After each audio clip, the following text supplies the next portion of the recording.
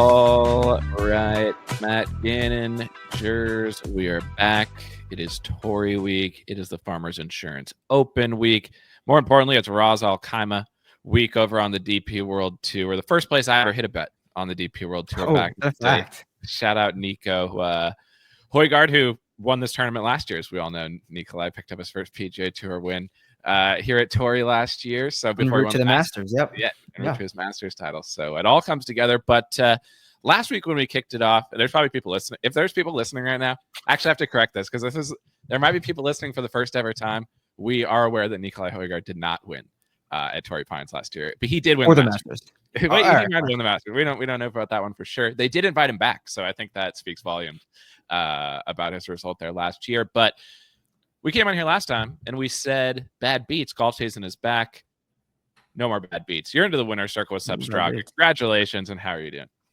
Yeah, that was a big one. That one really felt good. It's been a long fall, a long first 3 weeks of travel, and it just feels good to get back on my couch and really sweat one out. Oh, not even sweat one out. Just have one go through the hoop because it was a fairly sweat-free. I'm sure you I know you weren't watching too much, but you were had to have been seeing the leaderboard. Sepp never really had any trouble. He just kind of did his thing all week, pedaled down, a lot of dog, and just didn't let anyone come near him. Made birdies and won the damn thing. Yeah, no, and you're right. I wasn't watching too closely. I didn't watch much at all, honestly. This week had some stuff going on, but yeah, I was following on my phone, following the scoreboard, and I knew you were watching. And if it got close, I was going to check in, see how things are going. I also didn't want to text you when it was going good and throw any of the vibes off, so I didn't text you during the event. I hope you took note of that I was given that the space to come home. But yeah, it looked like he was kind of just up by 2 or 3. I think each time he came to a hole where I knew there was water, like 13, for example, I would check and make sure that he hit the green. It seemed like he just kind of moseyed along. And at the end of the day, another winner from, I guess he was 35th. So all 3 winners on the PGA Tour in the top 35 of the dog rankings. And I texted you, I said, how should I assess this from a strokes gained dog perspective? And you told me, he just kind of cruised along. And once he got out front, I mean, taking that big of a lead into the final round and really not letting it slip. That's what SG Dog's all about. SG Dog for sure. And do you know where he was in the weekly dog rankings or no? Yeah, let me find out. I think he was top maybe 12th, maybe 11th, somewhere in there. So that was Nicky T. He was 7th or 9th, and then Sepp 12th. Yeah. And both like 70 to 140 to 1 golfers. It's Dog for sure. Dog. Yeah. No, I think let me pull that up actually. I'll do that in a second. As I look for this, I'll do the normal intro spiel. First of all, thanks to everybody who's been supporting through the start of the year. It's been a great start to the year, both for the podcast and then the show, as well as the site, the Discord. We've still got the free Discord. You just got to shoot an email to discord@benserix.com, and obviously we'll get you tossed in there. I know some people were tailing you on the winner in there on Sepp. But yeah, if you're just tuning in, you like the free content, obviously, we appreciate that. Just throw a like and subscribe if you're watching on YouTube. 5-star review. If you're so inclined, we always say we got to earn these things. We try our best each week. So if you are so inclined, toss a 5-star review if you're listening on your favorite podcast network. But yeah, well, I look for this actually. Try to figure out what our official strokes gained dog field rankings are for the start of the year. Why don't you just give a quick spiel of what's up on the site, what we've been posting, maybe even the schedule for this week being a little bit different. Talk through what's up on the site, because I think obviously we're doing a lot of stuff this year. And even what I was going to toss in there was, obviously outright bets is kind of the thing we do the most, or kind of became known for, I guess, in the space. But we've been doing DFS stuff this year, and especially down in like the 7-6K range. I know we both wrote up Sepp last week as one of our favorite plays down in that neck of the board. So maybe just kind of talking holistically, and the type of people who might enjoy the content on the site might want to get a week pass tested out for Torrey or things like that. Yeah, I mean, it's definitely like I said every week, the most unique golf data / content website you will ever come across. So we have the weekly DFS picks, the weekly write-ups of nearly, I would say, about half the golfers in the field Adam and I touch on before the week, and then we'll probably get the other half to another quarter of them come Wednesday or Tuesday afternoon with the DFS picks. We're trying to touch on most golfers in whatever aspect, if it's not outright, if it's DFS. One and done too. We also have our competition going on. Great call. I didn't even realize you had him one and done until I went on Twitter and I saw the post from him with Serik's account. I was like, let's go. That's sick. Yeah, so Adam and I are doing a one and done and a outright competition against our AI betting robot, man versus machine, to see who the real ball knowers are. So yeah, we have the one and done, the DFS, the outright betting content, as well as weather, course information, and a ton of AI driven course stat tools and player stat tools that you will not find anywhere else. So definitely get on the site. And we have a ton more content coming this week, next week. Spoke with some content specialists to get us dialed in the right direction. And we're going to see some cool things coming forward from the Vincerics team. So great things coming ahead. Yeah, absolutely. And shout out to Matt for kind of taking the lead on some of that stuff too. And obviously hitting the winner last week. So Matt's crushing it for the Vincerics team as well. So personal shout out to you for doing all that stuff. But as we were doing that, what I was pulling up was the strokes gained dog field rankings for the year. So far, I believe Hideki was second at the Century behind Billy Ho. And then, I believe Nick T was ninth at the Sony, and Sepp was 13th last week at the AmEx.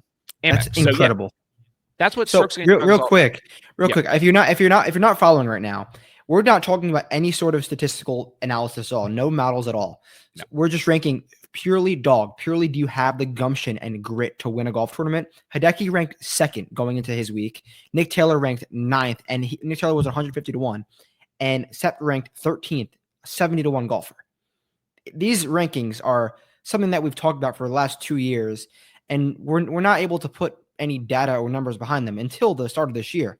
And I'm baffled as to how accurate they are becoming and how telling they are more than any stat. It's just unreal stuff. And at the end of the day, I keep saying this. I mean, to be fair, last week, the guys that I bet were mainly around strokes gained dog. Like I tried not to have too many low dog guys on the card.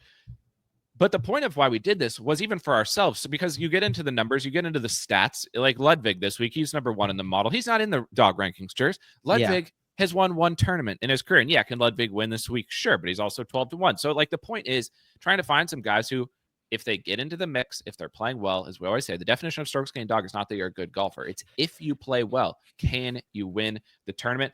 And I'm kicking myself. To go back to some of the stuff we have on the site, like what we've been doing, we're not doing it this week because the schedule of the tournaments is so crazy. But on a normal week, we write up about 10 guys that kind of jump out in the odds board on Monday, whether they're good odds or bad odds. Like sometimes we'll see a guy's 20, Tommy Fleetwood at 20 to 1, instantly write up terrible bet. Just get that out of the way early in the week. But I saw Sepp at 80, wrote him up, said this looks interesting. And I don't know why I decided to pull off of him when he's 13th in the dog rings. But you stuck with him. What was it that you liked about Sepp going into the week? What I kind of liked about him was that around the green play historically at the AmEx has not mattered at all. It doesn't matter much. And it has mattered at the Century and the Sony, even though Century is a birdie fest as well. And Sepp's obviously been struggling around the greens, but he's been striping. That's what jumped out to me. But you ended up sticking with him, putting him on the card. What was it that got him on the card for you? Yeah, I mentioned in one of our group chats yesterday that was the first bet I made on Monday.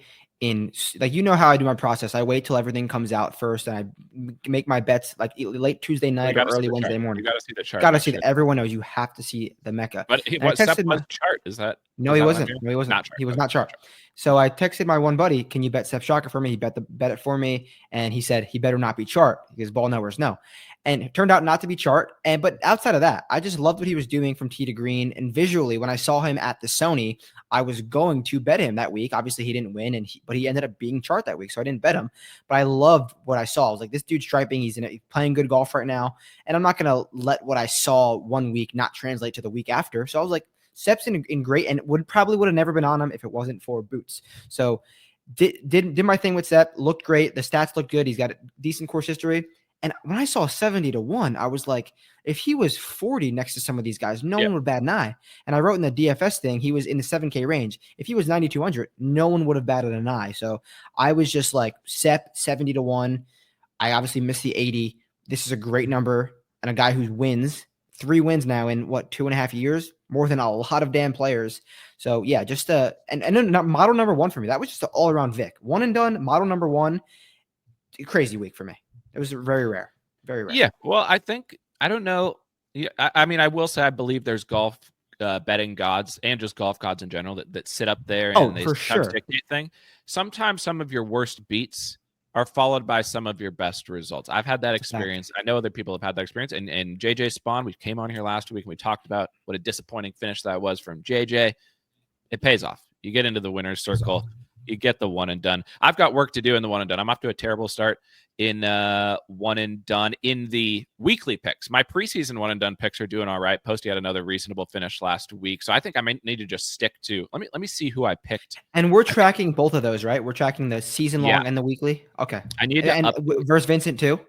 Versus Vincent too, and Vincent's doing good in one and done. Vincent was runner up to you last week. He had JT on the card. Vincent likes to bet one guy from the top of the board, and then he grabs a couple mid-range. That's his tactics. And so, yeah, he's mixed there. I think Vincent, he mixed on the DP too. I think he had Cantor was up there. And you mixed on the DP. Well, we'll talk about the DP, but were you were you worried after? I mean, I would say going into the final round, I didn't expect Hillier to win. Shout out Ryan Fox, shout out New Zealand. He was going to play well, but like Hatton's been playing so well, and Hatton does have dog. He's top 30 in the dog rankings. He wins a lot on the DP. You had Hillier. He didn't come through. Were you starting to feel like things might be like, what was your mindset going into the final round of Sepp? Did you think he was going to win? Were you worried? Did you feel like the gods were against you? Where were you at going into the final round? Yeah. So that was just a crazy 24 hours because the roommate and I had one of our first nights out together. We stayed up till 7 a.m. watching DP World Tour. And then I was like, I got to wake up for Sepp. And obviously Hillier didn't come through, but I wasn't upset because he lost to Hatton, good golfer. And Hillier has dog. He's won before. He's a young guy. Into Sepp, we had a 4-shot lead, and I never felt threatened at all. Because Sepp made birdie on one. He had a 12-footer. The other two guys in the group had like 4-footers. So I believe they all made birdie, but Sepp obviously had the putt first. So once he made that putt, I'm like, all right, we're not backing down. And then he showed zero signs. Once he got to 13, which you said was a water hole, hit a beautiful high draw, ended up making birdie on that hole. One of the best shots he hit all week. And then 16 was obviously the last question. I was like, all right, we cannot William Al this. We cannot make a 13. And he did he go down? Worst. Did he go down? No, he didn't. He didn't. Okay. He was in the fairway, and he had one of his worst swings of the week, but it was like the don't go left at all swing. It was on that hill on the right, ended up making a 6, but I was like, just do that. Like make your bogey over there. Yeah. And he could have bogeyed the last 3 holes. And did 17, was there any threat on 17, or he just put it in the middle green? It put in the middle green, but I was definitely shaking like I was shaking with JJ Spawn on 17C the week before. I was like, just middle of the green. This is a big shot. This is a big shot. But on 16, Sepp had a probably 15-foot par putt, and Day had a 18-foot eagle putt. So if Day would have made, Sepp would have missed. That would have been a 3-shot swing, and then it would have been a 2-shot lead going into 17. So I was like, this is massive, because last year I had Burns who rinsed it on 17, which hurt. So I was like, just get through this, and Sepp did for sure. Yeah. Shout out Sepp. Shout out you. It was new greens. We talked about this last week. There were some new greens at the Amex on the Pete Dye Stadium course. Some guys ejected early in the tournament. Tom Kim played terrible. Sungjae, absolutely terrible. I make terrible bets all the time. Lots of the time. We talked about it on Tuesday. But if you bet Sungjae at 12-1, you need to adapt at a minimum my rule about Sungjae. Like I say 30-1, you at least put it at 20-1, because favorite 12-1 Sungjae never seems to work out. But yeah, he ejected. Willie must have been expecting it. Rare week where Willie's couldn't go to the bank with an automatic deposit. An unfortunate one too, because those normal weeks that you're having a bad, you only have to work 2 days. Willie had to work 3 days for free this week. So tough life, dude. Tough life. Yeah.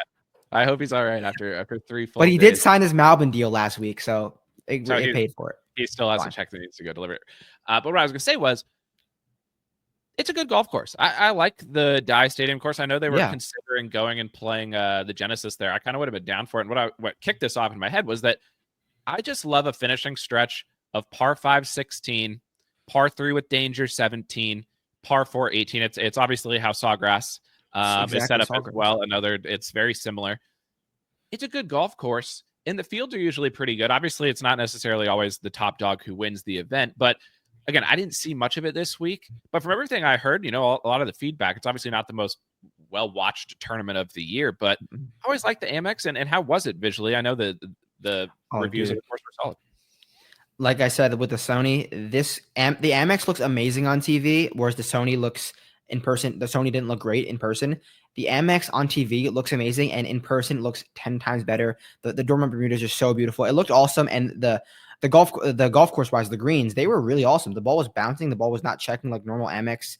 Just stopping at pins. My shout out Mike Kim talked about how much he liked the greens and how he wishes they could play on like those kind of designs where they're not insanely hard tee to green, but with some firm greens more often, because it's kind of a unique thing that we saw. Shout out to Baked Isco, very similar thing to that.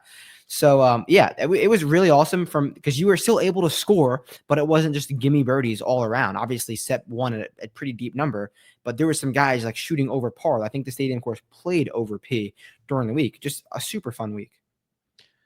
Yeah, JT played good last year. Obviously played good this year. Good bounce back for him after a shaky start to the season at the Century. Finally got some putts to drop, it appears. Going into some of the bigger events, I'm sure people will have their eyes on JT. What's State of the Union after watching JT in the final round yesterday?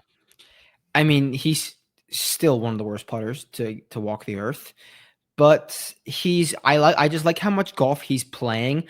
I can see him being in the like sub 20-1 for a long time and being popular, and maybe not having these top 5 finishes because he's kind of playing in weak fields. Even though he has the reps, everyone's like, oh, JT's playing so well. And then everyone gets to these tournaments and maybe JT gets lapped again. I'm kind of in a mixed boat with him. I'm going to say I'm like lean that stance that he's not going to keep these top 10s, top 5s rolling just because he's been playing in weak bullshit events over the last few months. So I'm going to be out on JT, I think. Yeah, that's fair. I think, I mean, the fact that he said that he was going to have a Scotty, or his goal was a Scotty-like season, obviously that bar is much too high for me to buy into that. But I do think he's just one of those guys who every time he tees it up, he can get a top 5 finish. Not like he's not going to get a top 5 finish every week, but he has that upside randomly. Anytime, maybe any tournament he plays, he can finish in the top 5 when he gets it cooking.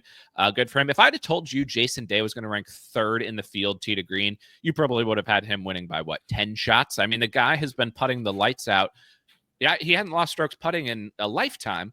And I didn't watch much, but I'm just looking at the stats here, Jers, and he lost strokes putting. Obviously, it's only 2 rounds worth of data. Mm-hmm. But Jason Day striping tee to green and losing strokes putting. What's going on there? And you're the Malbon guy. It must have been nice to see him out there in the Malbon gear while you were winning on Sepp. I mean, could you drop a final group? You really can. And on 17, he put on this fire crew neck that's definitely not released yet. So shout out J-Day. But he was striping. He's taking a long time over the ball, though, which is like really weird, kind of like Tom Kim. But J-Day, I think he gained strokes putting in all 3 of the rounds. Obviously, there's no data from the other courses, but he had 1 poor round on Sunday. So I think he's fine, and especially heading into this week, this is definitely a golf course that J-Day loves. Get him on some surfaces he's very familiar with, and very interesting to see. He's gained shot and approach in back-to-back events for the first time since this time last year. So JT loves it. I mean, J-Day loves this time of year, I guess, and heading to a course that makes sense for J-Day. 28 seems unbettable, but the field is so bad, so I understand why he is where he is. But I'm high on J-Day going forward. I like him though. I like him a lot. Yeah, as you were saying that, I was checking the odds because I was like, what is J-Day this week? Because obviously Torrey's a place where you got to like J-Day, but yeah, those numbers are tough. And we'll get to the board here momentarily after we finish a quick summary of what took place at the Amex. But yeah, wanted to give, we know Day, also the nicest guy. You go to Boots, you talk Jason Day, #1 nicest guy on the PGA Tour, in my opinion. And we've interacted with a fair amount of them. You interact with a lot of them. Like, I think he's #1. He's the nicest guy in the world. Oh yeah, like literally, I wear my Malbon hat all the time, and he always gives me a nod or gives me a shout, and so I'm gonna keep wearing it every time I go. So he like starts asking me questions like, "What is your deal, dude?" So yeah, shout out J-Day, great guy. Classic Cantlay, T5, like he said, he probably also struck some great contracts, some investments for the rest of the year. So Cantlay finishing T5 and getting his contract signed for the year. That's ideal performance from him.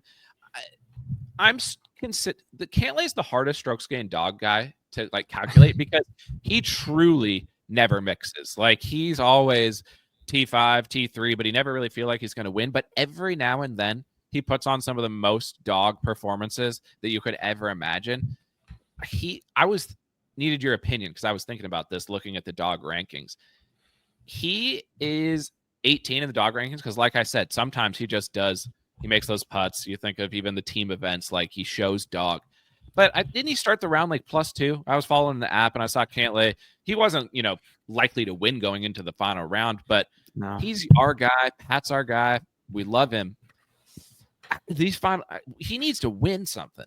I think he needs to be on a weekly basis down in the dog rankings, because just think about what he did last year at Genesis. That was bad. That was next level bad.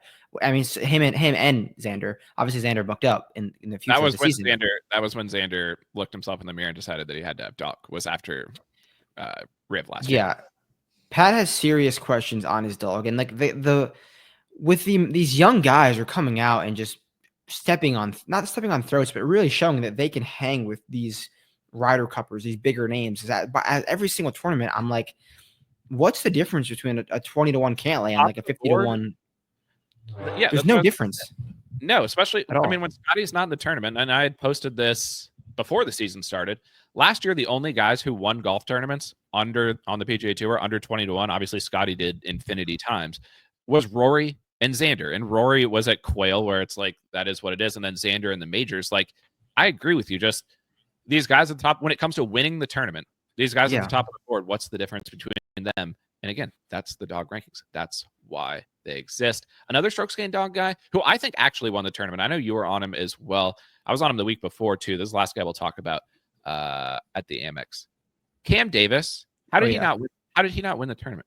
The man it was the most Cam Davis performance I've ever seen. Like, he'd come to a par 5 and make like a 14. He was basically William Mao all the par 5s, and then he'd birdie every single other hole. Greatest putting performance of his life, and he doesn't win. Like, what's state of the union on our guy's seat after that performance? Do we keep going back to him because he's clearly on the cusp of greatness? But I mean, it was so funny.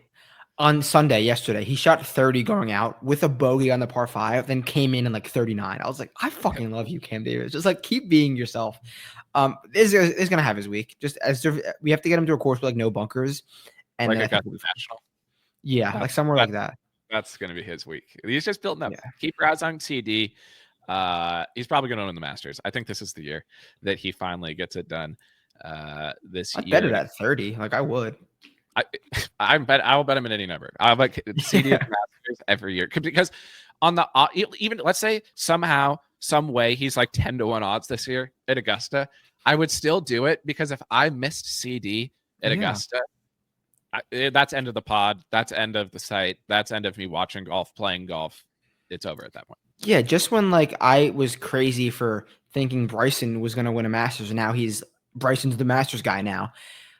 I'm going to say the same thing with CD. Like, CD could win one. CD might win. CD will win one before he retires. So I'm down 10-1.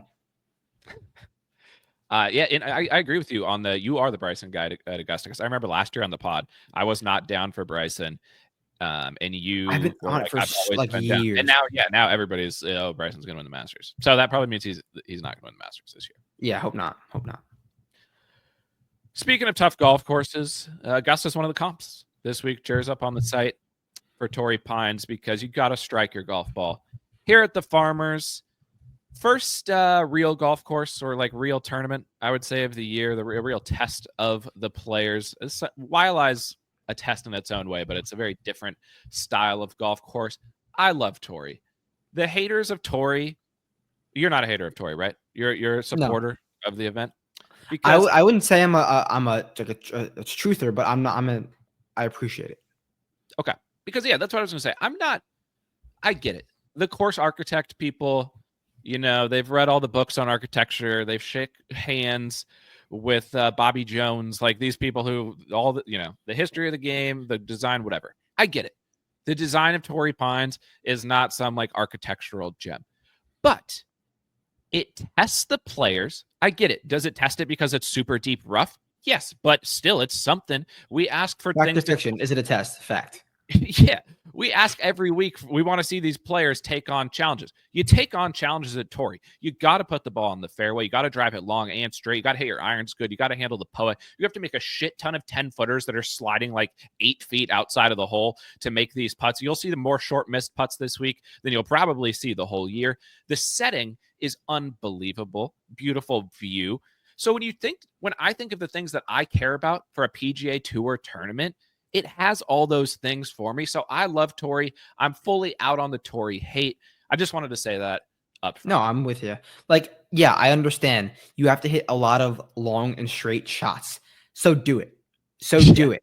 Like, so do it. If you want to hate on it, but do it. It's not an easy thing to do. Every golfer in the world will say I'd rather have a hole that tells me where to aim it than hit a straight shot. So I understand visually it's a lot of repetitive things.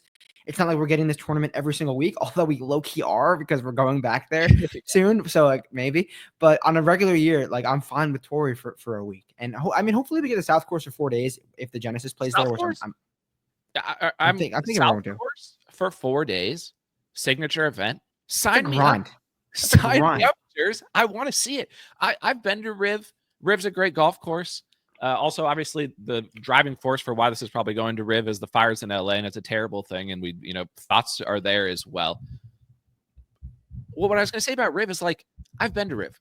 Riv has become a bomber central golf course that has been like conquered by the modern game. It's beautiful. It's great to go like walk around Riv and like see how awesome it looks. Yes, 100%. It's nice.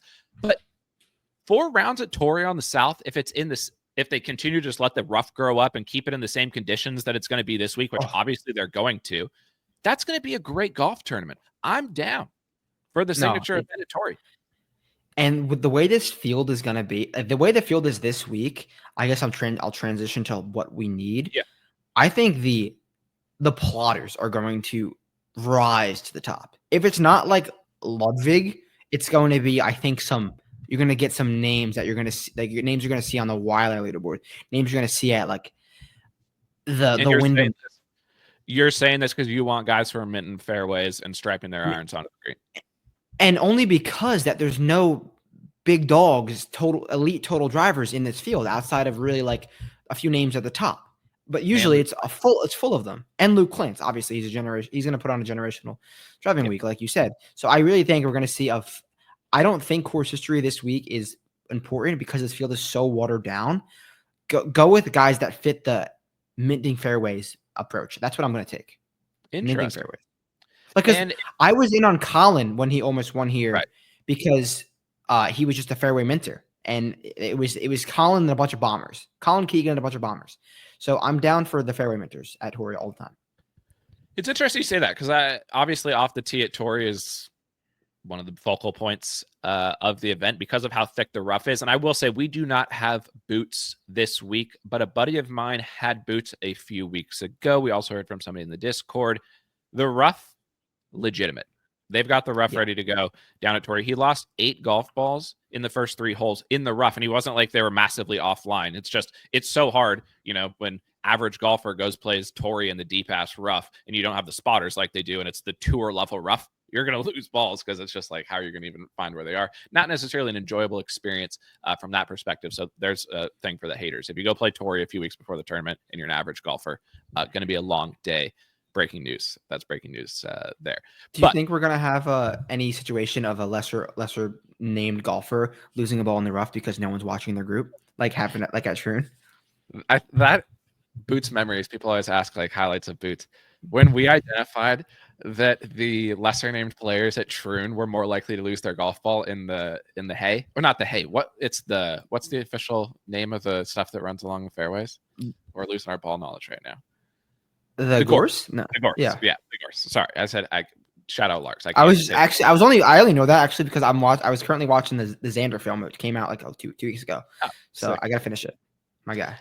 Your guy. I mean, nothing better than watching the film when you were on. Right. That's right. That is elite. Yes. You get to remember what it was like when you were hitting it. But I was saying the rough is so deep at Torrey, and it's going to be deep this week. Breaking news. That's the shock of the week. Yeah. Deep rough at Torrey. But I was looking back at the off the tee stats of both the people who have won here and like the in tournament stats, and it is very much a mixed bag. Like some years, Distance, really, it's all guys in distance. Some years it's a mix, like Pavone didn't drive it super long last year. He also didn't hit a ton of fairways. He had a crazy approach week, right? He had a crazy approach week and a crazy putting week. Like, at the end of the day, Torrey is in some ways a putting contest. It's how many of those sliding 10-footers can you make? I don't care who you are. You need to step up onto the greens and make 10-footers. The spike putting stats here are very high. The players coming into the event have all shown spike putting ability outside Luke List. Like, that's the one-off random true. He kind of skews all the data because he is the true swing out of your shoes bomber guy, you know, tee to green guy that you would that week mentally think of when you think of Torrey. But a lot of these guys are good putters. To your point, they play from the fairway. A lot of different styles, or more styles, I think, are in play at Torrey, maybe then get credit off of the top of the just thinking of what Torrey is. And I'm not necessarily going to join you on the take that I think it's going to be, you know, more plotters this week than normal. It might be. I'm not out on that take necessarily, but I'm also not fully in on that you need to, you know, bomb the ball off the tee here and be the greatest driver in the world. We've seen guys just scramble their way around, make a ton of putts, hit their irons well, and get into the mix. So TLDR, to tie that all up, I don't think there's a great narrative of like the style of player in Torrey in the way that you maybe would think just based on what everybody says about it. No, I agree. There's going to be a bunch of mixed names, mixed styles of games, but I just think the way this field is set up, we're going to see more plotters than normal. Yeah, and that's the point you're making, is that this field is just so much weaker than the Torrey fields historically, which is why I'm also down for the signature event at Torrey. If it was all the same guys, you know, if like Colin was here and Xander was playing and Scotty for whatever reason was playing and like top players were playing this week, then no, I don't need to see them come play Torrey again. But none of the top players outside of Hideki and a few others are playing this week. So yeah, let's bring them here. Let's play some golf at Torrey. The weather will probably even be better in a few weeks. And I will say, as we get to the odds board here, Marine Layer Torrey featured groups. I'm not going to be able to watch them this week. They're gonna be delayed. Like, they're always delayed. Always delayed. I'm going to try to get at least a little bit of eyes on it. But the morning featured groups at Torrey, watching ESPN Plus, it might be the best of the year, in my opinion. Yeah, shout out to ESPN Plus. They are really upping their game this year. The new scoreboard looks awesome. They had the best coverage of the leaders on a Sunday of all time. They never show the leaders on Sunday because obviously they don't show the leaders until 2 hours until they tee off on Golf Channel. And ESPN Plus usually just shows their two featured groups. But they were dialed in on the leaders every single shot. So shout out to ESPN Plus. You're hearing us. You're doing what you should. Yeah, I agree with that. And it's all the crispness of the video. Super crisp. On ESPN Plus. Super, super crisp. And also shout out to ESPN Plus. Australian Open tennis has been going on. Jersey, you know, right. I bet the majors in tennis, they show every single match. And it's, again, crispy HD. And tonight, by the time you're listening to this, I don't know if they probably won't have started off it. It's Carlos versus Novak. Strokes. If you want to see what strokes gained dog looks like, go watch the tennis tonight between Carlos and Novak Djokovic. I've got Djokovic at plus 600, but he's probably not going to win, but I couldn't pass on the GOAT at plus 600. And then Madison Keys on the women's side, 50-1. She upset the 6 seed or the 8 seed last night. So she's into the quarterfinals. So we're mixing. Is she American? Yeah, she's American. Oh, you have her? I've got Keys. Yeah.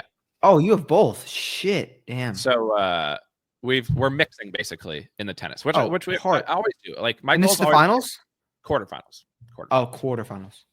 Yeah. So quarterfinals tonight. Shout out to the tennis. Shout out to ESPN Plus. Get into the odds board. And what I was saying, I forgot this because I always try to give a stat, of the week to keep everybody's minds fresh with some math. I went through and I always look at spike events going into the tournament. The last 10 events, where did players spike in certain categories? Putting, approach, off the tee, distance, accuracy, whatever it may be. Because at the end of the day, to win a golf tournament, first of all, you need strokes gained dog, but second of all, you got to spike in different categories. And so instead of looking at just averages, sometimes it's nice to go look at the spike categories. Always put some of that stuff up on the site. As I mentioned, a lot of it is putting, but where they're also spiking is in both distance and accuracy. So I factor that in. If you're more than 5% above the field average in distance or accuracy on the week, to me, that's a spike week in distance and accuracy. Every single player, even though it's a mix of players, there's a Luke List who's more of a bomb and gouge guy. There's a Patrick Reed or a Mark Leishman who's more of kind of old school style of player. And then there's Max and Pavone. every single one of them had at least one event where they were plus 5% in distance and one where they were at least plus 5% in accuracy. Not necessarily in the same event, but these are just guys who are capable of a little bit of distance and a little bit of accuracy, basically, is what I'm trying to say to get back to that first point of that like, show me that every now and then you can get a week where you get hot with just hitting it straight. And also show me there's weeks where you can step up there and take a little bit bigger cut from the tee, because those are the type of players that when they get to Torrey, they can just apply that skill set to the off the tee shots that they face. And it actually shows up more there than it does in strokes gained off the tee spike. There's not as many spikes. A lot of them don't have any spikes in the strokes gained off the tee category. So I thought that was interesting. I wanted to tie up the off the tee discussion with that. And with that being said, there's a guy at the top of the board who drives it really well, Jers. I didn't know if you've heard that or not, that Ludwig is pretty good off of the tee. That's what people are saying.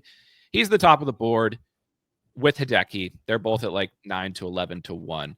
Hideki miles ahead of Ludwig in strokes gained dog rankings, without a doubt. I've seen a lot of people on Ludwig this week, Jers. I've retired from betting below 20 to 1, so that it doesn't even matter to me. So I'll ask you, what do we do with Ludwig? Like we said, he drives it great. He's been driving it great. He played pretty good here last year. He couldn't putt last year, if I remember properly. I think you might have even been on him. I picked him before the year in the preseason one and done to play well here, but I think I'm going to be out on him in this range. It's just too popular for me. Ludwig or Hideki, who do you take this week? Okay, I love Ludwig on this golf course. But also Hideki has proven it on this golf course multiple times. And he's looking at Hideki's numbers right now. He's absolutely striping as well as he striped in his entire career. I just don't know how you can go to Ludwig over Hideki in terms of from a statistical point of view and a odds point of view, and a dog outside and a dog point of view outside of wanting to be a part of the shiny new toy. That's the only reason I would say you want to go to Ludwig. So with that being said, I was thinking about betting like Ludwig and then like a few like at 12 and then a few bombs down the board. But I'm gonna wait. I'm just gonna hope he finishes T7 and I bet him 20 to 1 in a few weeks when they're here. I'm gonna hope that happens. Like if I lose to a 12 to 1 Ludwig in a really bad field, I do not think I would be that upset because that's the plan that I'm gonna stick to. But at the core, I do like him on this field. If you have to go with one of these guys though, same number. Hideki wins a ton. He can win in bunches, and he's playing objectively better golf right now. Yeah, and that's what I think.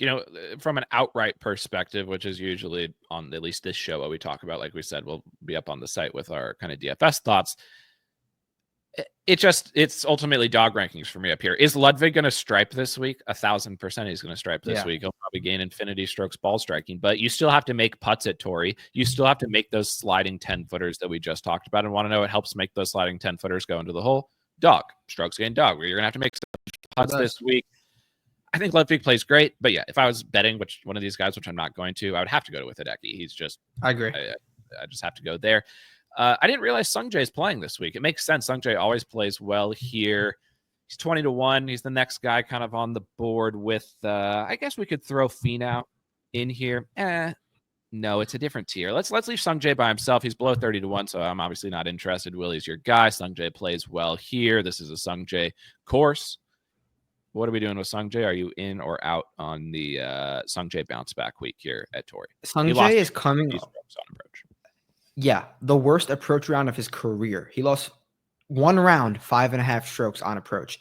Not even sure how that's possible. I guess the firm greens of the stadium course got to him, but he's got nowhere to go but up in that category. He's going to bounce back in terms of approach, and he's played really well on golf courses that require you to drive it long and straight. Even though he's not the longest golfer, he hits fairways and generally is solid with his middle long irons. He's going to play well. He's going to backdoor something. I don't think I could bet him. But Sungjae, I think I'm in on in terms of a macro level. Sungjae will play well. Yeah, he always scrambles well here. He's got a T6 and T4. I was on him one of those years. I think one of the years he got into the mix, I was on him. And yeah, I think he'll play well here, but I don't think he's going to win, nor do I have any interest in betting him. Can Sungjae win this week? Like, actually? He's much more likely to win this week than he was last week. And the odds are much higher. So if you bet actually, that should be the rule. We were talking about the Sungjae 12 to 1 bettors. If you bet Sungjae 12 to 1, you should just bet him again at 20 to 1 this week. At least give him another chance because you get double the number almost. And maybe it'll drift. Like I could see Sungjae drifting by the time the tournament starts. Yeah. People are like, he's got no chance. So if you wait till tomorrow, you might get like 25 on Sungjae and whatever. But no, I'm good. The next tier of players, these are all guys around. There's a lot of guys in this range, Cheers. This is kind of the next tier of player, not they're big-ish names for sure. The but range they're all of despair. This is the range of despair without question. But this is also a range that sometimes hits at Torrey. You always feel like a guy or two from this range mixes at Torrey, especially in a field like this. I think there will be guys in this range who are a part of the conversation, but they range from 22 to 28 to 1, depending on where you're looking. I want you to give me your favorite and your least favorite out of these. This is going to be 1, 2, 3, 4, 5 golfers. Cheers. Keegan Bradley, Ryder Cup captain, has played well here before.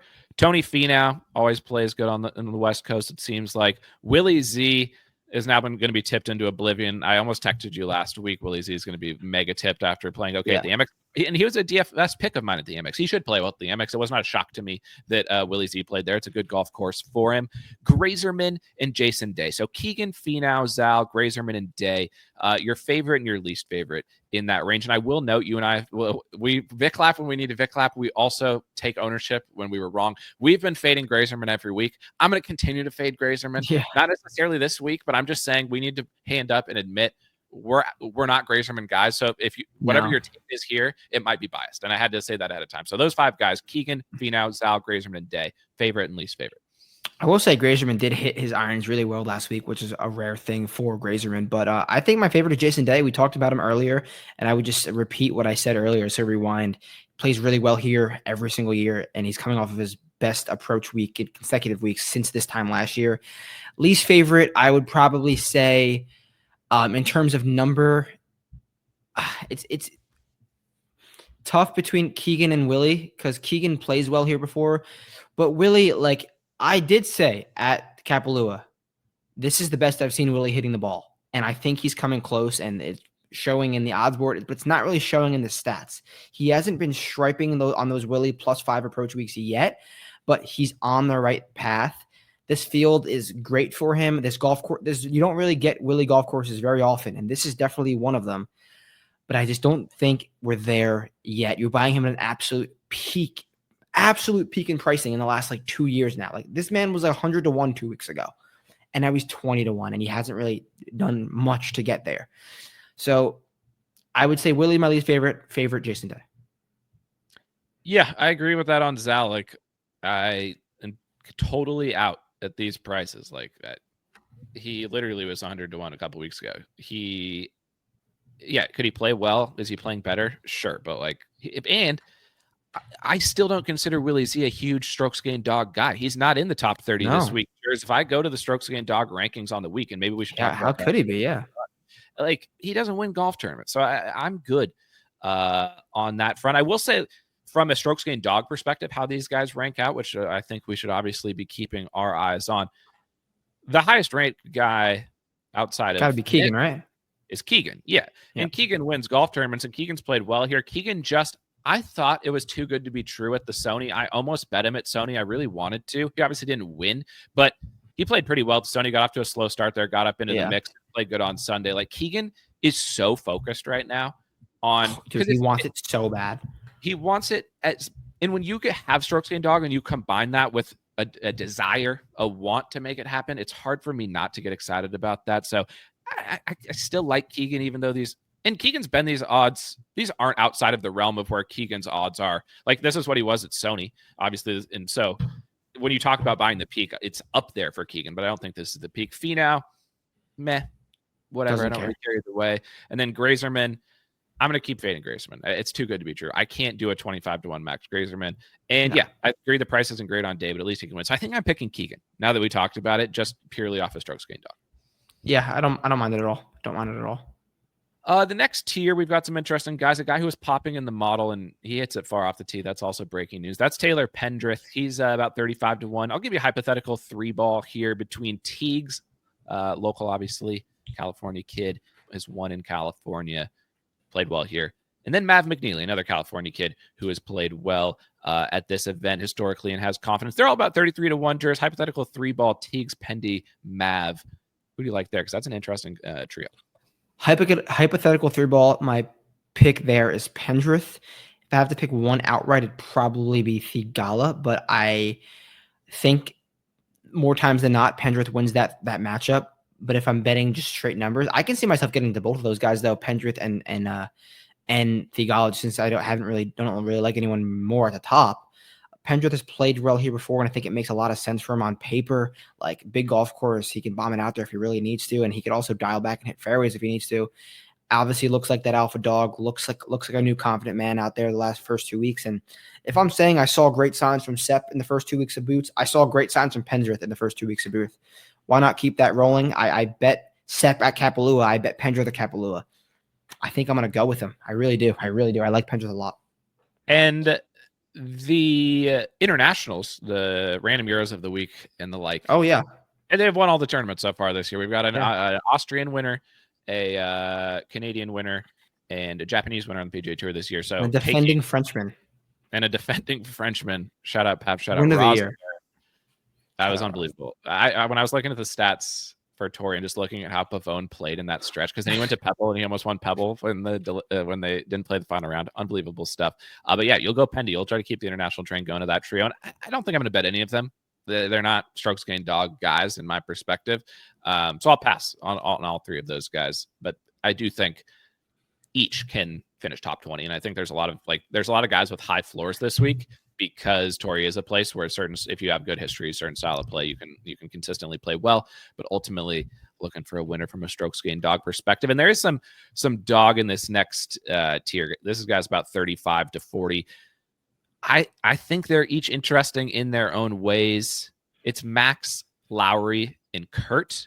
Kurt's was generational striping. Now he's not. Max is all of a sudden looking like he's figured out how to play golf again. 5 straight off the tee gains. 5 straight off the tee. He's played well here before. And then Lowry, this makes sense as a Lowry course. Lowry's also been striping. He hasn't played since the DP World Tour Championship when he was T3. Who do you like out of these three from an outright perspective? I think I like Kurt. You can win at API, and he's not that far removed from that generational striping. Max is showing great signs, which is good, but I still think he's not all the way back off the tee. And this is not a golf course you want to be on the tee with some questions in your head, because you don't want to be missing fairways. And yeah, obviously he's won here, but he's also have a ton of missed cuts here. It's not like this is a Max Homa auto T10 golf course. So I think I'm going to go with Kurt. And Lowry spoke about not playing this century because his first time back, he likes to ease into things, and he doesn't want to ease into having to get to 35 under. And I just think that means that he's just not all the way there his first tournament of the year. So I'm going to just take a backseat on Lowry for at least a week or two. So by default, it's Kurt. Yeah, and I don't think Lowry is a guy that you have to go down and chase in this neck of the woods of the board either. He doesn't win on tour hardly ever. He wins big events. And to your point, that is exactly what he said. He says he kind of eases into the season. So yeah, I'd be good on Lowry. I agree. Max isn't fully back. I'll pass on Max. Honestly, I think I'll pass on all these guys because I think Kurt's a little too good to be true again this week. I think his approach play hasn't quite been as dialed. The next guy is a guy who I don't know, because I've passed on a good chunk of these guys up to this point, so I'm not even sure where I'm leaning. Maybe I will go with a good chunk of long shots this week, which so far this year hasn't been a bad strategy in these non-signature events. And especially with this field this week, we saw a big priced winner here. 2 out of the last 3 years. List was like 80 to 1.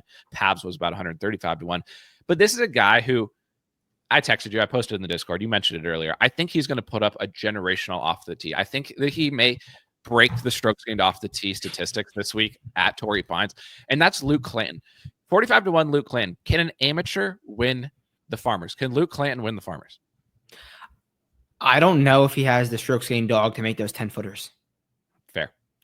But if we have the market, which we've talked about, the off the tee market and the strokes gained market, I mean, 1, we would be rich. 2, if you could find that market, put your eggs in that basket. If there's a way, someone will make a market. Anybody out there, if our boys over at Sport Trade are listening, if anyone can make a market for us of will Luke Clanton have the most strokes gained off the tee in PGA Tour history in any single event, give us odds on that. We deserve, there should be long odds. Like we're saying the best off the tee performance in the history of the PGA Tour. But I'd like to place a bet. Give me, what I don't know what the odds are, but let me toss down $50 on Clanton to set the all-time Could happen this week in 3 rounds. It could happen in 3 rounds. Yeah, 3 rounds. So we'll have to the rules of how this market is settled, because there's only 3 rounds. Like, do we give him the 4th round at the same rate? Whoever sets this market obviously will negotiate the terms of how this market. Let us know. We're intrigued there for sure. When you said this, the 10-footers, that's a great point, because I was thinking about that when you were talking about Kurt. I don't trust Kurt to make those sliding 10-footers. No. I don't really trust Pendy to make those sliding 10-footers. I don't trust Pendy. He had a great putting season last year. Yeah, I still don't know if I trust him. Dog. I don't trust Shane Lowry to make the sliding 10. I said Kurt. It was when you were talking about Lowry, who I also don't trust to make the sliding 10-footers. Lowry definitely more sliding 10-footers than any player in the history of golf. So I don't know. You know who makes sliding 10-footers? Downhill, left to right. Zalatoris. It's not rocket science. That's honestly why Zal has the best chance of winning this week, is because when it comes to like dripping in 10-footers downhill, Zalatoris. That's why he putts so good in the majors, and he doesn't putt good in most tournaments, because there's not enough courses that have steep downhill sliding putts. You just got to find the venues where that exists. So I actually don't think he's going to win. I don't want to bet him at 22-1. But now that we've talked about this, I'm back in on Zal this week. I think I'm going to get my DFS lineups. Easy T10.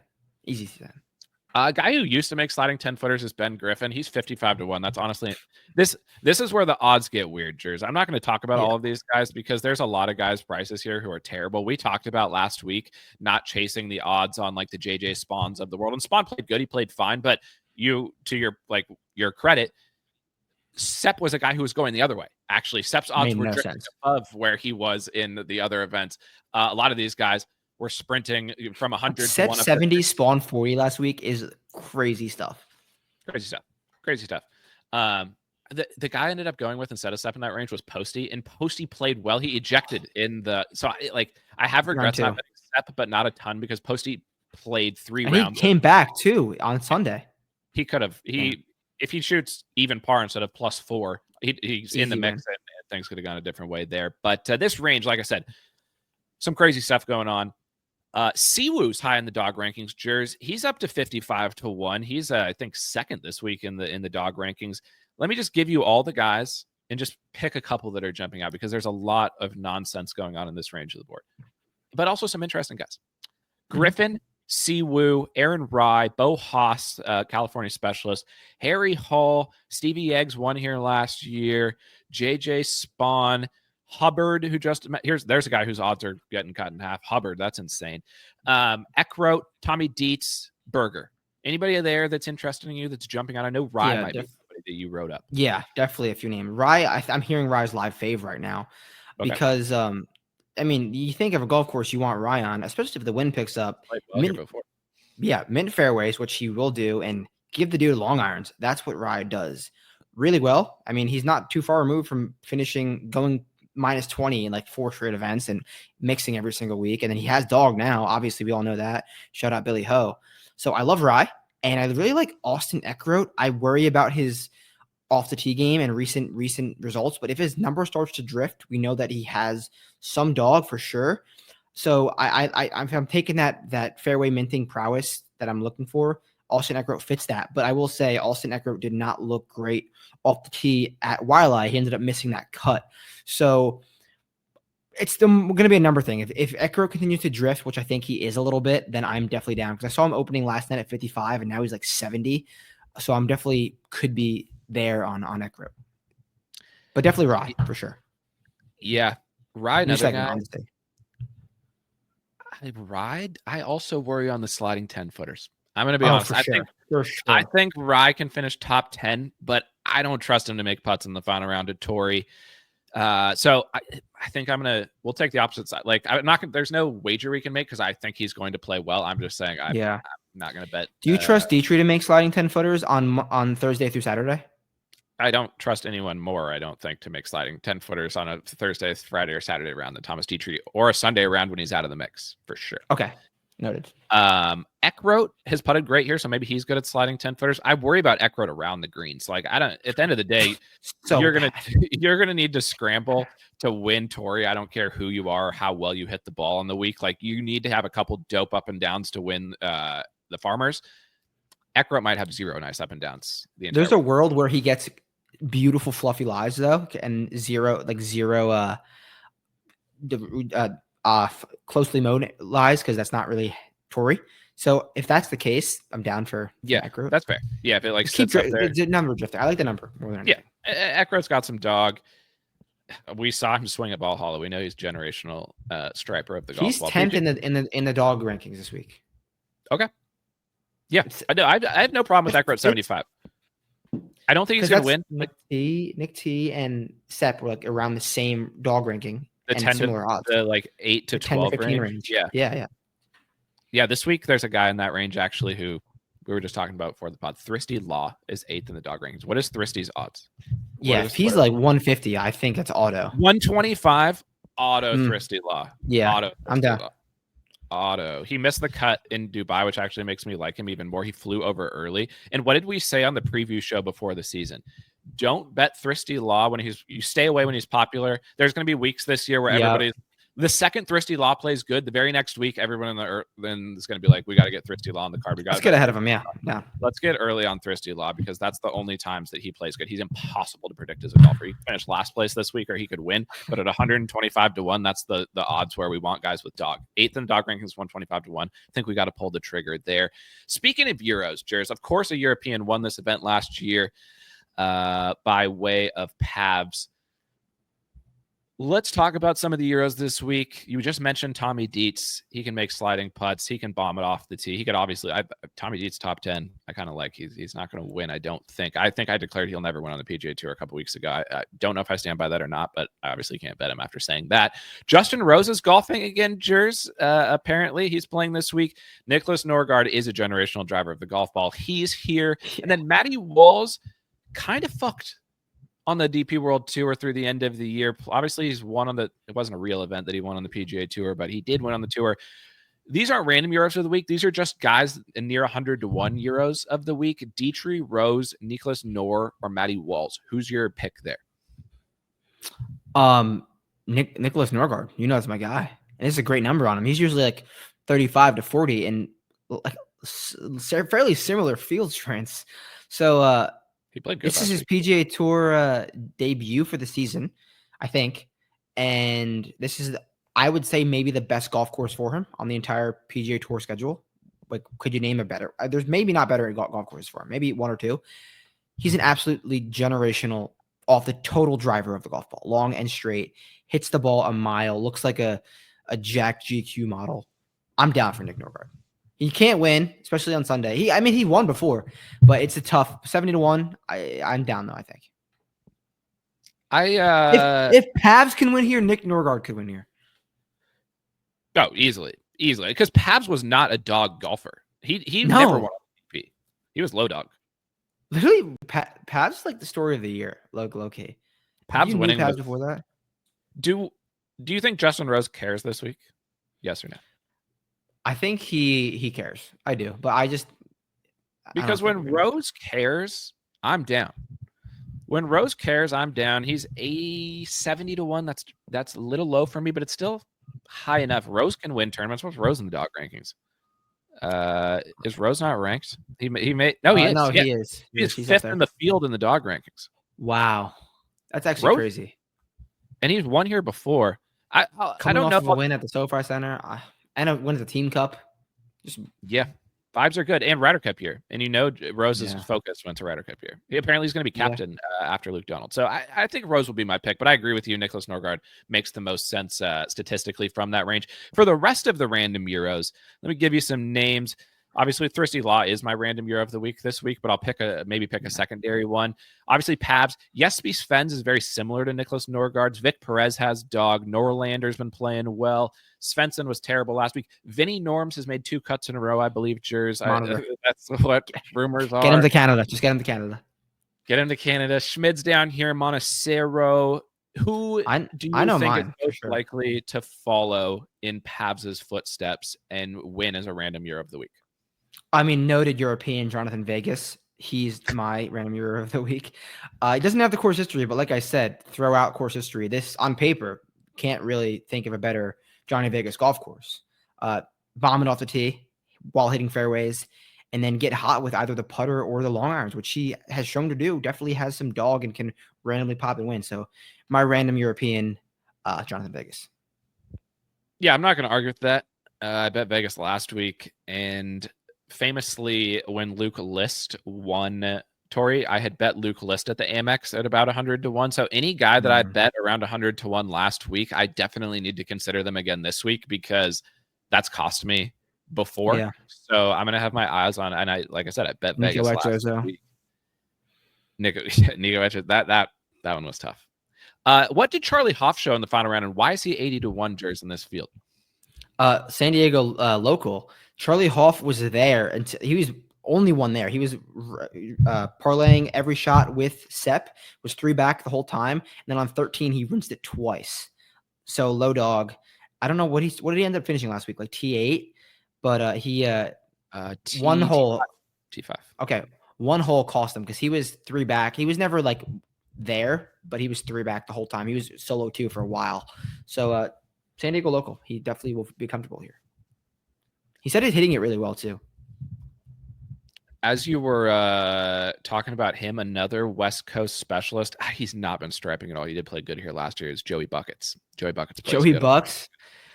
Rico, who is your favorite? Because just because it is a putting contest, like we said at the beginning, it's not a putting contest, but you got to putt well to play well at Torrey, as we were talking about. You got to make the sliding 10 footers. Who though is your generational flusher deep down the board?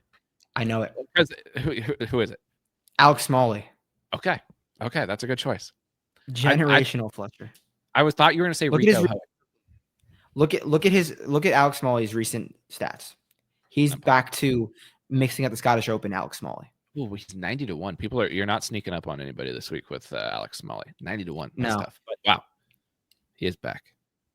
Damn. Also back really quickly on Joey Bucks. Speaking of California specialists, remember when like the Golden State Warriors posted like a clip of like guys at the event and Joey Bucks just in the crew? Joey Brams. Oh, sorry, Joey Brams. Joey Brams, yeah. Golden State Warrior legend, Joey Brams. SH Kim's in the field. Jersey played good on the KFT last week. Who of the KFT guys, because KFT guys have been, I don't know if any of them finished highly ending up at the Amex, but like Suber was up there. He might be Cummins. Suber might be generational golfer. We're not sure yet, but he looks good. He might be better than Ludwig for all we know. Who of the KFT guys has the chance to be proven to be better at golf than Ludwig this week? Which of Aldi Potts? Okay, that's your Aldi. That's a guy who bombs it off the tee. What's the Aldi Potts? What's the angle for this? Like, just give the folks who don't know Aldi Potts. I mean, if they're listening an hour and 2 minutes in, they probably know Aldi Potts. But who introduce Aldi Potts to America? Okay, he's a future after we did at the Zurich. Yeah, future Ryder Cupper, young South African who hits the ball an absolute mile, has multiple 400-yard drives recorded, all carry. And he's a guy who is proven to just absolutely heat up with the driver. If he has a great week off the tee, he's going to give himself middle irons into a lot of these holes. But also something that you're going to probably back me on, this might be the best spot for our guy Isaiah Salinda so far. 100%. 100%. Salinda's problem, he played fine last week. He was inside the cut until like the back 9 of the stadium course. He made so many. He basically plays like CD. He can birdie every hole, but he'll also make like an 8 on a par 5 from the middle of the fairway. And I haven't seen him. It was on a lot of the courses that don't have trackers, so I wasn't able to see what was happening. But yeah, I'm still in on Salinda. What are his odds? I'm betting him every week. But I mean, buy number 20 is Adam. Buy number 20. He's 600 to 1. Easy bet. Dude, Bet Rivers is gonna have 1,000. Yeah, they Bet Rivers is going to be baiting us in on Salinda for sure. But when you were talking about Aldi Potts, I pulled up his stats. His last 2 off the tee rounds. There's only 1 round of data from the Amex, but so he's missed the cut in both of these events. But in the second round of Sony off the tee, he gained 1.9. The lone round on the stadium course, round 3 of the Amex, 2.3 off the tee. It's hard to do. It's really hard to do. Who gains more off the tee, Clanton or Potts? Because Clanton might have the second best driving week in PGA Tour history. Who gains more off the tee this week between Clanton and Potts? If you're still listening, can you get us odds on the exacta Clanton Potts off the tee career hierarchy? Yeah, that's gonna be a coin flip for sure. I don't know if I can pick.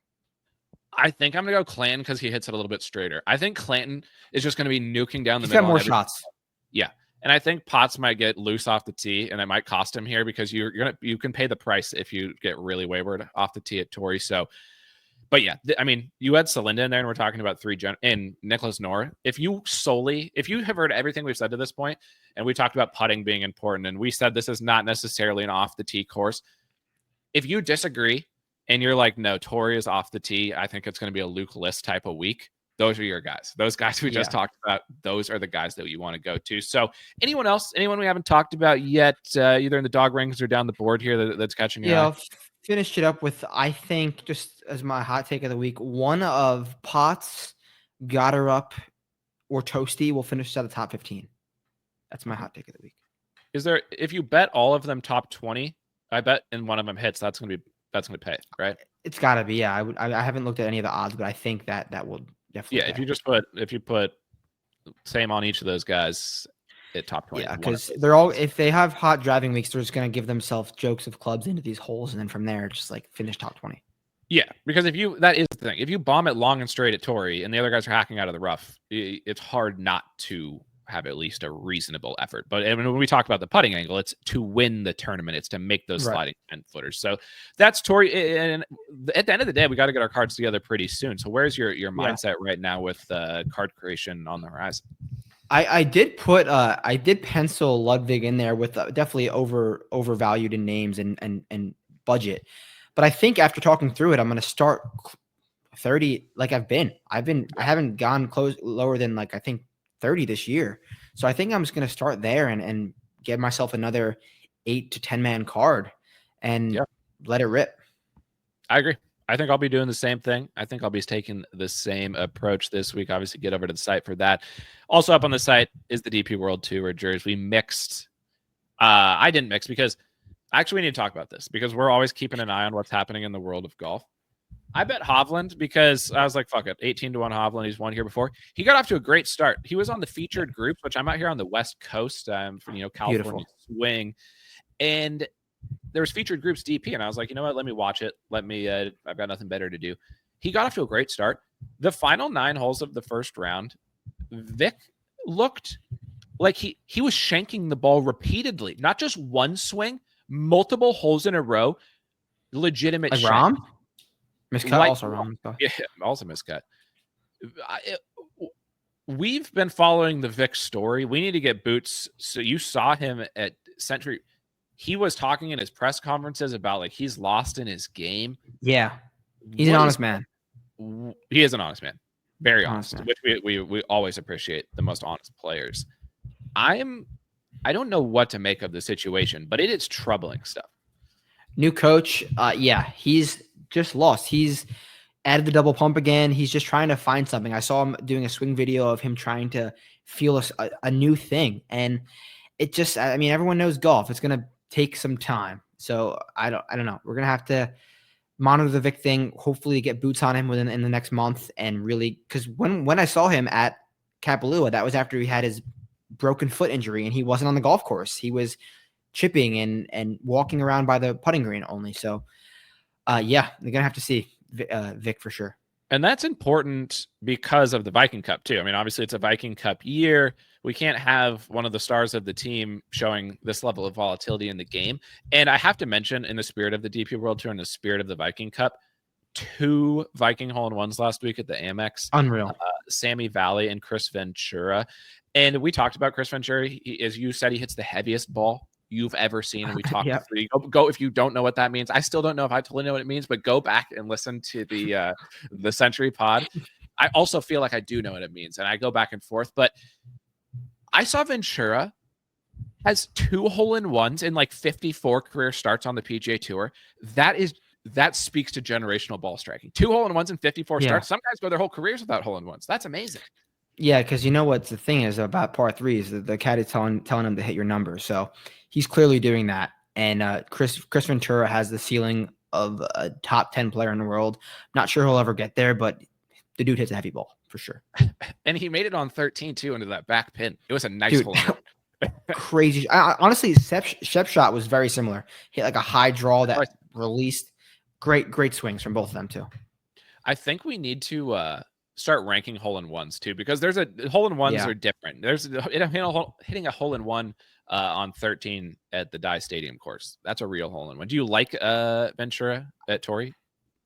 Yeah, he can be one of those guys who can finish in the top 20 just based on the driver. So, yeah, I don't mind him. But Hubbard almost made one on 17, which totally is. Hot take. Hubbard almost made a hole-in-one. Never heard that before. We need to add Hubbard. Our new hole-in-one market weekly bets are Hubbard and Ventura, because if Ventura is hitting one every 25 rounds, that's going to pay off. We got to be on that. But yeah, DP's Ross Al-Khaimah. Like I said, a first ever winner for me on the DP. I love Ross Al-Khaimah. It literally is probably one of the simplest golf courses that exist. You just nuke from the tee and then hope to make infinity putts. It is the home of Viking Cup success too. Nikolai's won here. Raz always plays good. Thor Olsen won last year. Thor Olsen's there as the favorite. We're betting the DP this year. Did your like DP vibe start to kick in when you had a guy in the mix? Were you excited to be back? There's nothing like staying up the late hours to sweat DP. Like, it's really, truly gremlin hours. You're up there. You want to go to bed so bad. And you're just watching Daniel Hillier like hit out of bunkers. Like, I don't know what else you could want after like you're coming out from a night out. That's half the reason you bet the DP. It's just to have morning sweats, truthfully. And it's good to be like, you don't have to put a lot of money on DP. Just sprinkle it a little bit. It's worth the sweat. Like, if you just bet to win a few hundred, it's unreal sweats. And I'm so happy that I'm back. You convinced me, and now we're in for week 2. Raza, come on. Yeah. No, I was actually really happy because I got off to a great start. I had guys flying out of the gates when I was watching on Thursday night, and then everybody played terrible in the next 9, and they were completely out of it. So I wasn't mixing, but I was glad that you were, because I had talked you back into it, and I would have felt bad if, like, you know, you had a terrible week and you're out on the DP. I'm glad that it got you back in. By the way, Rory got like his 27th consecutive top 10 at the Dubai Desert Classic. Do you think that means he wins the Masters this year? I mean, there's definitely direct correlation, and I think we should bump him up into the dog rankings, because I know someone texted you that we don't have great ball knowledge if Rory has the dog rankings, but that you weight you weight Quail Hollow and you weight the DP World Championship a ton in the dog ranking models. Everyone knows that. So yeah, shout out Rory. I was gonna say, back to like the sweating things on the DP World Tour. You don't realize the cost of having something to check in the morning, like a leaderboard, is worth it. It's even if you hit 0 DP World Tour bets, you put $50, $100, whatever you want to do, it's worth checking something. It's worth just checking the leaderboard. And often enough, it takes forever to open. The app is a terrible experience. One time, this is a true story. Like a employee for the DP World Tour DM'd me. He's like, "I know you love the DP. Do you use the app? Like, we'd love your feedback." And I tried to be as nice as possible. I was like, "This app is obscene." Now, I will say, to their credit, the DP gets the shot tracker all over the world. Like, they get the shot. The tour can't figure out how to get it to like 2 separate golf courses. The DP somehow finds a way to get the shot tracker all over the world. So I will give them credit for that. That is a positive. But yeah, you want to have something to check in the morning. We'll have Live soon too, and then we'll have 3 things to check. It doesn't get much better than that. I opened the DP World Tour app, and Kohler has never been on the DP World Tour app. If you don't know Kohler, our digital guy, he thought it was hilarious that Rory was just the cover. He's like, "Is this like the Rory World Tour?" I'm like, "Yeah, it is. It is the Rory Tour." So it stays there for 5 minutes. It's Rory for 5 minutes. The crazy adjacent story to that is the tour this week, the PGA Tour, had Tommy as the load screen guy. I was like, Tommy must have said he's going to Live, and they're like, "Tommy, will you stay if we make you the load screen guy?" And he was like, "Yeah, I'll be the load screen guy. That's fine." So that was equally shocking to me that Tommy was the load screen guy for the AmEx, especially at Birdie Fest. You're gonna have Tommy as the Birdie Fest guy. That doesn't make any sense. But who do we like on the DP this week? Because Ryan Fox is in the field again. Tommy McKibbs is still playing. He's getting his final points in before he joins Legion 13. Anyone early catching your eye? Obviously, if Pablo's playing, we'll be in on Pablo. Oh, Pablo's, what is this, say 400 to 1? No way. Hold on. I got to make my screen bigger. Lock. Papa 400 to 1. Yeah, that's honestly. Yeah, there's two guys I think I like towards the middle of this odds board. You don't bet above 30 to 1 on DP World Tour. At least that's my rule. And also, Hillier was 250 last week. He's like 40 this week. Just don't chase ever. I like two guys. I think it's a week. I think we're back. We're doing it. The lowest dog player in the world, Sebastian Soderberg. It makes it first round leader absolute lock. Like that's minus 115. And then I'm not sure if you know the name, Wen Yi Ding, a young 20-year-old from the Republic of China, absolute amateur stud. Like won every other start on the amateur circuit. Already it's a T5 at the Australian Open, has not missed a cut yet, and he's shown some good signs with driving distance. I'm down. Good number, and I think he can mix in this field. His amateur record is insane. Yeah, he's up there with Nick Dunn in could potentially break Jack's record level of player. Yeah.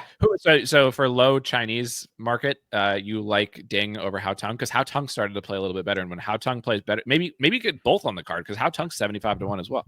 Yeah, I mean, you definitely can't bet the low Chinese market because it's extremely volatile.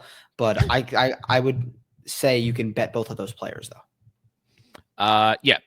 I'm taking a look because I haven't dug in too deep on the board. I'm trying to look for any. Tommy Peets is 45 to 1. How'd Tommy Peets play last week? And you know the rule. You bet Peets on the DP World Tour. Yeah, I mean, I think I have to bet Tommy Peets at 45 to 1 against this field. I see a hard time not. How did Ewan Fergs play? He was in the mix.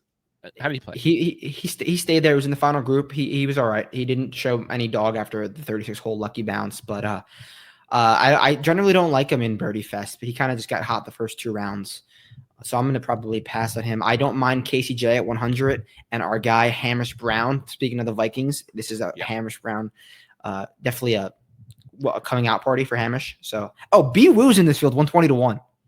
How many fairways will he hit this week? That's how many fairways will he also, hit? Oteghi's a guy who I like always in the putting contest. He represents. I can't even tell what country's flag that is. He no longer represents Spain, and it throws me off every time. I think it's like one of the Middle East countries. Is he Basque? No, I think he embraced I think he wanted to play in the Olympics. I don't know what the flag this is.